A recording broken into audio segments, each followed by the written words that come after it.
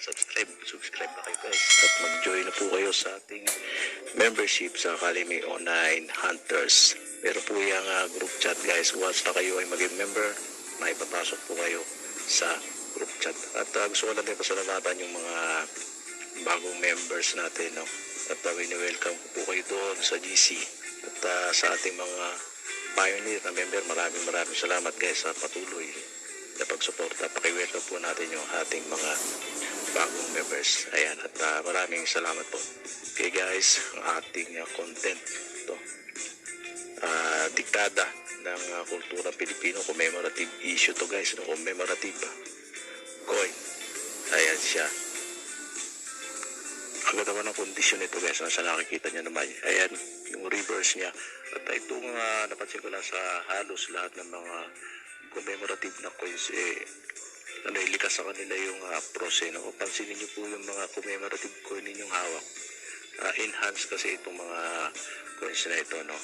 Taon ay 1988 to 1998. Ayan siya. At alam niyo ba guys, meron akong nakita sa eBay, no? May nakita ko doon na halos ganito ang kondisyon. At ang pricing ay 20,000 pesos guys, no? 20k. Grabe, di ba? Ang laki. So alamin natin kung bakit 20,000 pesos yung presyo niya doon. At siyempre mamaya titingnan din natin yung totoong value nito sa indatimista.com. Pero bago tayo pumunta ron, check muna natin to. Ito, eBay. Ito yung coins, diba? Dekada ng kultura Pilipino. Ayan. At may mga picture. Ito siya.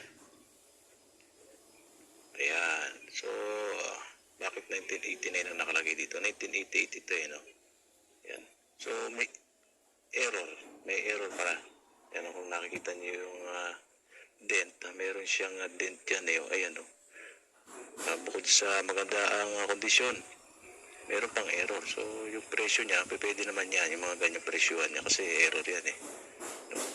Kasi hindi laman lahat ng gantong coin may ganyan. Yung sinasabi natin yung rarity niya. Kaya karapatan nila na mag-price sa ganyan. Kung kayo ay meron din ganyan, pwede nyo sundan kung kanyang presyuhan. Pero pakikiramdaman nyo rin guys, sa tingin nyo bang mabibili. Diba ayan o. Maganda ang coins ito. Halos sa BU